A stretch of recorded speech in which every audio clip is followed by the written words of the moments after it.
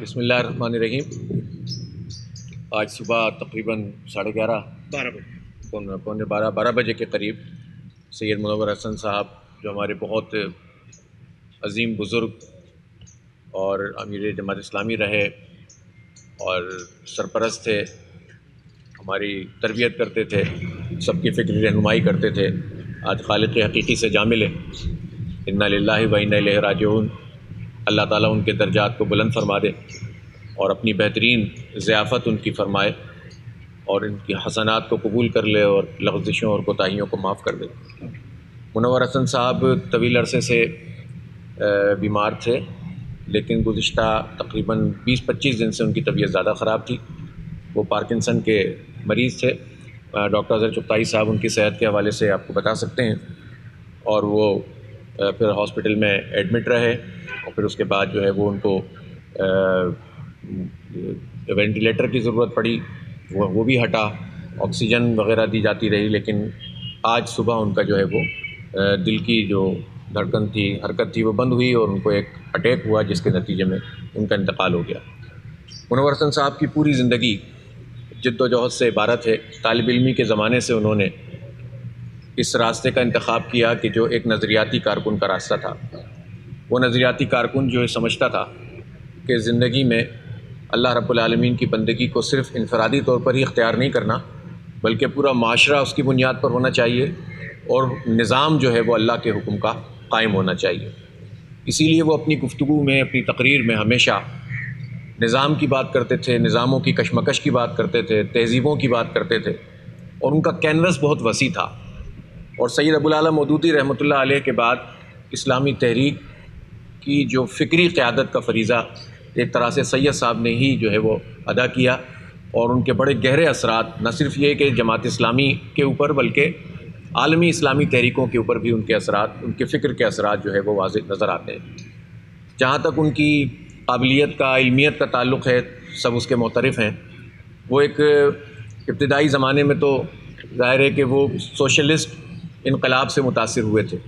لیکن پھر جب انہوں نے سید ابوالعلا مودودی رحمۃ اللہ علیہ کا لٹریچر پڑھا تو پھر وہ قائل ہوتے چلے گئے، اور پھر وہ اسلامی جمعیت طلبہ میں آ گئے۔ پھر وہ اسلامی جمعیت طلبہ میں اتنے آ گئے کہ وہ اس کے ناظم اعلیٰ بن گئے، اور پھر اس کے بعد جب وہ طالب علمی کے زمانے سے فارغ ہوئے تو جماعت اسلامی میں فوراً شامل ہو گئے، اور پھر مختلف ذمہ داریاں کراچی میں بھی ادا کرتے رہے۔ امیر جماعت اسلامی کراچی بھی رہے، پھر اس کے بعد مرکز میں 16 سال وہ قیم جماعت یعنی سیکرٹری جنرل رہے، اور اس کے بعد پھر وہ 5 سال امیر رہے، اور اس سے سبکدوش ہونے کے بعد وہ یہاں کراچی میں مقیم تھے، ادارہ معارف اسلامی سے وابستہ تھے، اور اسی طرح رہنمائی اور سرپرستی پوری تحریک کی کر رہے تھے۔ سید منور حسن صاحب بظاہر تو بڑا ان کے اندر جو ہے وہ صلاحیت یہ تھی کہ وہ گفتگو کرتے تھے، تقریر کرتے تھے۔ وہ بچپن سے ہی جو ہے وہ مقرر تھے، اور طالب علمی کے زمانے میں وہ انگلش اور اردو کے بہت بڑے ڈبیٹر تھے، لیکن ان کی محفلیں بڑی نرم محفلیں ہوتی تھیں، بڑے بذلہ سنج تھے، محبت کرنے والے تھے اور دوستی نبھانے والے تھے۔ ان کے جو نظریاتی مخالف جو سوشلزم اور کمیونزم کے دلدادہ لوگ تھے، لیکن ان سے ان کا ذاتی تعلق اتنا زیادہ شدید تھا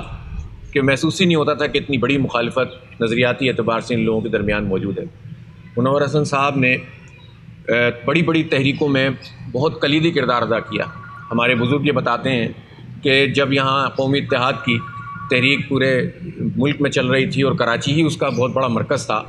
تو منور حسن صاحب اور پروفیسر عبدالغفور احمد صاحب کی تقریریں سننے کے لیے پورے کراچی سے لوگ امٹ کر آتے تھے، بلکہ اندرون سندھ سے بھی آتے تھے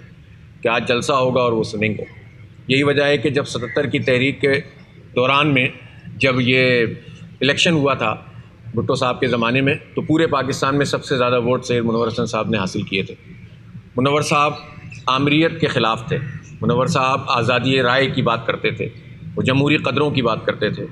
وہ اسلام کو ایک جمہوری راستے سے برسر زمین ایک بڑی تحریک کے ذریعے سے غالب کرنے اور قائم کرنے کی بات کرتے تھے، اور پھر وہ دو ٹوک انداز میں اپنا مقدمہ پیش کرتے تھے، چاہے اس کی زد کسی پہ بھی پڑتی ہو۔ ہم نے یہ بھی دیکھا کہ بڑے بڑے لوگوں نے کوشش کی کہ ان کو کسی طرح جھکا لیا جائے، ان کو دبا لیا جائے، ان کی آواز کو کمزور کر دیا جائے، لیکن جب انہوں نے کوئی دو ٹوک اور واضح موقف اختیار کر لیا تو پیچھے نہیں ہٹے، اور یہی وجہ ہے کہ اپنی ایک شان اپنے اندر وہ رکھتے تھے۔ اللہ تعالیٰ ان کو غریق رحمت کرے، اللہ تعالیٰ ان کے درجات کو بلند کرے، اور اس تحریک میں جو کچھ انہوں نے اپنا ورثہ چھوڑا ہے یہ سارے کارکن اور وہ سارے لوگ کے جو سیاسی ورکرز کے طور پر موجود ہیں، جو نظریاتی جد و جہد پر یقین رکھتے ہیں، وہ سب مل کر اس ورثے کی حفاظت کرنے والے بن جائیں.